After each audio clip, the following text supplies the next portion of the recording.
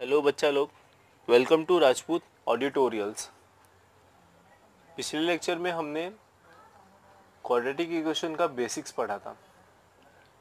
आज factorisation method शुरू करेंगे, लेकिन जैसे हम हमेशा स्टार्ट करते हैं एक थोड़े से बेसिक्स के साथ।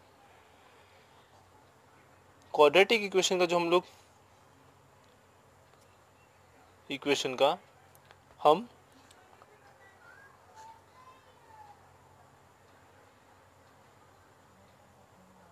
फैक्टराइजेशन मेथड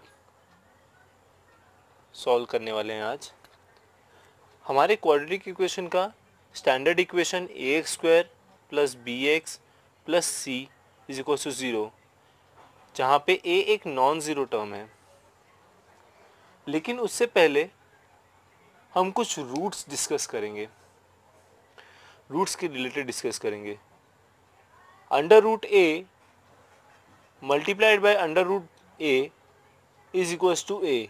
यहाँ पे आप नोटिस कर सकते हैं कि अगर सेम टर्म रूट के अंदर है, स्क्वायर रूट के अंदर है, तो आपका जो रिजल्ट होगा वो रूट के बगैर होगा। अगर यही रूट ए इंटू रूट बी रहता तो हम रूट ए बी लिखते हैं। ये डिफरेंट टर्म्स या कांस्टेंट आप कुछ भी बोल सकते हो। फिर उसके बाद आता है इक्वेशन, अगर हमें मिलता है 2x square plus 1/2x plus 1 is equal to 0। अगर ये आप इक्वेशन देखते हो तो ये जो हमारा स्टैंडर्ड इक्वेशन है इससे मैच नहीं करता, क्योंकि इसमें कोई भी फ्रैक्शंस में तो नहीं है। तो ये फ्रैक्शंस हटाने के लिए बहुत ही इजी मेथड है। हमें ये जो डिनोमिनेटर है उसको थ्रू आउट मल्टीप्लाई कर देना पड़ेगा। अगर इस डिनोमिनेटर को मैं मल्टीप्लाई करता हूँ, मल्टीप्लाइंग थ्रू आउट बाय 2, तो हम सॉल्व करने के बाद हमें क्या मिलेगा? 4x स्क्वायर प्लस 2 इंटू 2 इधर रहेगा, 2 इधर रहेगा तो कैंसिल हो जाएगा। तो हमें क्या मिलेगा? x plus 2 is equal to 0।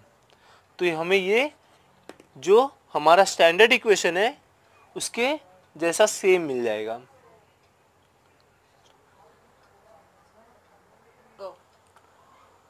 As I discussed, this is the factorization method. What is factorization? Splitting of terms into 2 or 3 or 4. It is called factorization. Here we have to split the middle term into two parts. How we have to split and multiply this, the coefficient of the first and the last term. Like here it is 4 and 2 now, so we have to multiply. If we multiply this first and the last term, we will get 6, and we have to split this in somehow that we get the number as addition should be this and multiplication this should be the product of these two. Go. As we got the product as 8, as I told, the first and the last term, product of the first and the last term, we got 8. So we have to split this anyhow, so we get 8. This is just an example sum. We'll solve the further questions. Here is the first sum for the factorization method. These sums are very much easy if you will practice.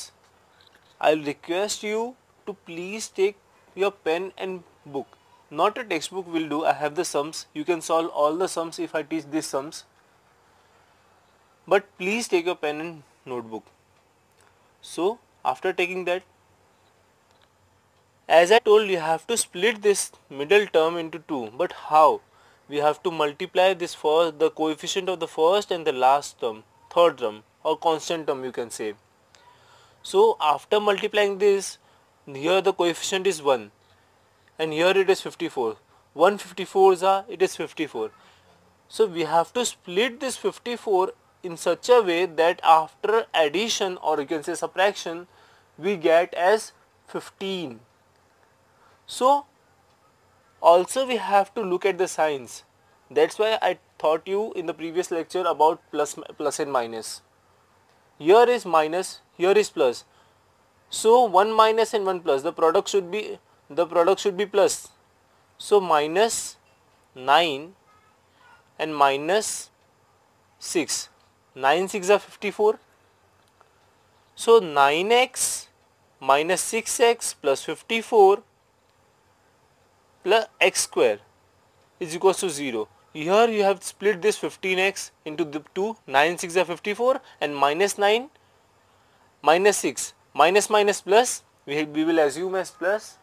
9 plus 6 54 9 plus 6 15 and 9 6 are 54.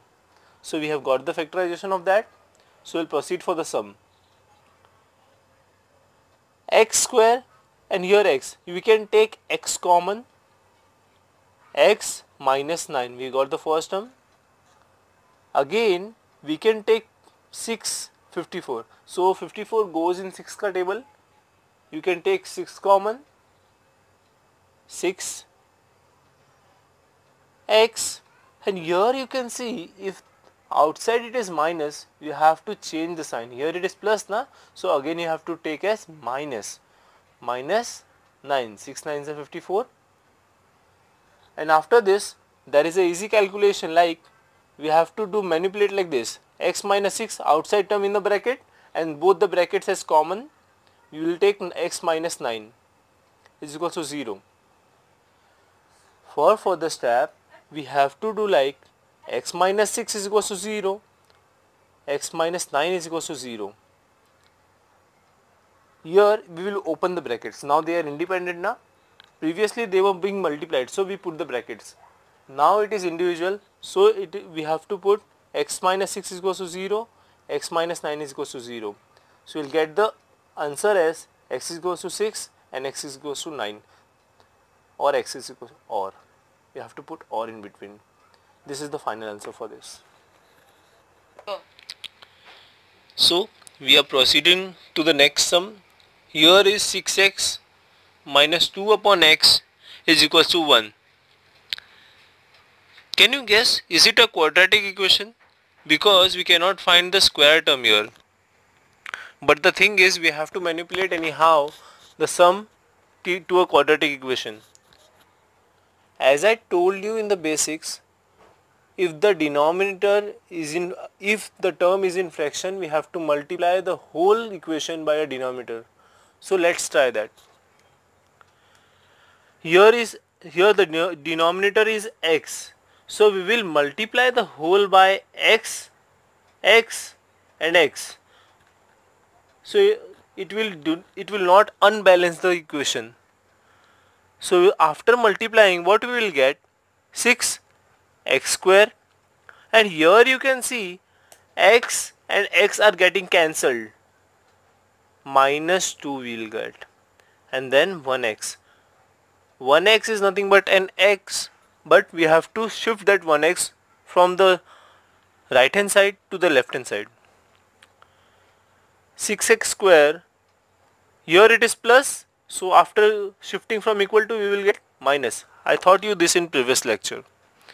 Minus 1x minus 2 is equals to 0. Now we can see it is a quadratic equation. So proceeding further for the sum,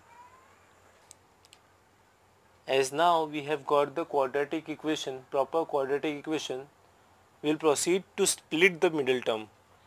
But before splitting the middle term, we have to see the product. What is the product of the first and the constant term? 6 2s are 12. So we have to split the middle term such that the product is 12 and the addition is 1 minus x, you can say. So after reading the tables, we will come through like minus 4x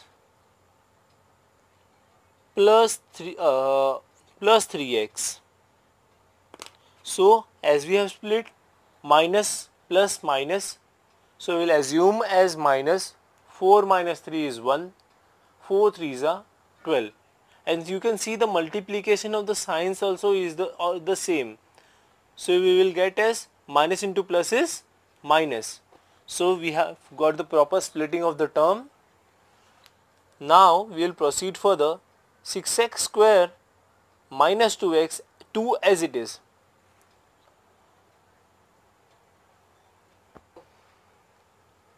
बच्चा लोग इधर ना कुछ चीजें आपको याद होनी चाहिए। पहला तो टेबल, सबसे पहला टेबल। 10th में आ गए हो, टेबल याद कर लो, ठीक है। अगर टेबल याद कर लिया है तो आप लोग एक चीज़ रिकॉग्नाइज कर लोगे कि इसमें जो 4x है और 3x है, हाँ दोनों एक दूसरे के टेबल में जाएगा तो ज़रूर, बट द थिंग इज़ हम थोड़ा कॉमन निकालने वाले ना, तो हम कॉमन टेबल्स देखते हैं। तो 3 के टेबल में इजीली 6 जाता है और 2 के टेबल में इजीली 4 जाता है, तो हम थोड़ा शिफ्ट कर देते हैं। ये पहले स्टेप में भी कर सकते थे, लेकिन इसमें मैंने अलग अलग कर दिया तो उसको पास में ला देता हूँ, ठीक है। 6x² plus 3x minus 4x minus 2 is equal to 0, ये हो गया साथ साथ में। अब अगर देखोगे तो 3 के टेबल में 6 जाता है और 2 के टेबल में 4 जाता है, लेकिन ये लार्ज नंबर, तो मैं छोटे नंबर को कॉमन लूँगा। जब छोटा नंबर मैं कॉमन लूँगा और x कॉमन है, x कॉमन है, तो 3 2 जा 6 और x एक बार, और 3 1 जा 3 और x एक बार बाहर ही है, तो कॉमन हमारा ये निकल गया। माइनस, अब इधर 2 कॉमन है तो 2 मैं बाहर रखूंगा, और इधर 2x, ये वापस ध्यान दो, इधर माइनस है बाहर तो अंदर क्या होगा, साइन चेंज होगा। साइन चेंज होने के बाद क्या होगा, प्लस। तो 2 2 जा 4 होता है ना, 2 1 जा 2 होता है, तो ये कॉमन लेके हमारा 0 हो जाएगा। फिर से जैसे हम लोग ने प्रीवियस सम में किया था, जो बाहर के लोग हैं उनको भी ब्रैकेट में ला दो। बुरा लगेगा ना ब्रैकेट वालों को, जो बाहर के लोग हैं तो बेघर हैं वो लोग, तो उन लोग को बाहर ब्रैकेट में ला दो। 3x minus 2, 2x plus 1 is equal to 0। अब ये लोग ब्रैकेट में हो गए, मल्टीप्लाई हो रहे हैं, तो दोनों को स्प्लिट कर देंगे। स्प्लिट कैसे करेंगे, ये 3x प्लस माइनस 2 का भी 0 है, वो भी 0 है, और 2x प्लस 1 का भी 0 है, दोनों को बराबर बराबर बांट दिया। अब ये और लिखना मत भूलना, क्योंकि ये दोनों में से कभी भी क्वाड्रेटिक x का वैल्यू एक ही होता है। We get the only one value of x, वी assume as this or this, but actually there is only one value for x. So after splitting we will open the brackets as they are independent. 2x plus 1 is equals to 0, 3x minus 2 is equals to 0, so we will shift to minus 2 will become plus 2, or 2x, here minus plus 1 is there, so it will become minus 1. So here 3 is getting multiplied, और equal to का rule है कि वो बराबर बांटता है। अगर इधर multiply दिया तो उधर उसको बराबर कर देता है, तो that is divide. x is equals to 3, 2/3, और x is equals to minus 1/2। Here we get both the answers.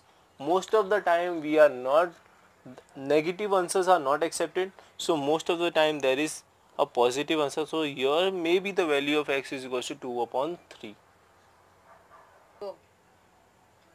बच्चा लोग इधर हम लोग जो देख रहे हैं, m² तो है, लेकिन क्या ये क्वाड्रेटिक इक्वेशन के स्टैंडर्ड फॉर्म में है क्या? पहले मैं आप लोग को राइट मेथड बताने से पहले एक रॉन्ग मेथड बताता हूँ। थोड़ा सा रॉन्ग जाएंगे तो हमें गलती कहाँ होती है। बच्चे लोग क्या करते हैं, 25m² स्टैंडर्ड फॉर्म में लाने के लिए हम क्या करते हैं, 0x लिख देंगे, 9 को इधर लाके -9 लिख देंगे, इज इक्वल टू 0। बट बच्चा लोग explain me, how can you split 0 split कर सकते हो क्या? बिल्कुल नहीं। तो 0 स्प्लिट इसलिए नहीं कर सकते, इसलिए हम ये मेथड से हम नहीं जाते। फैक्टराइजेशन मेथड है भी तो क्या कर सकते हैं हम, 25m² है इक्वल्स टू 9, तो हम वही करेंगे जो पहले हम, इधर क्या हो रहा है, मल्टीप्लाई, 25 मल्टीप्लाई हो रहा है, तो m² इधर रहेगा और 9/25 हो जाएगा, उधर जाके डिवाइड हो जाएगा। एक हमारा कॉमन स्टेप है, taking square root on both the side.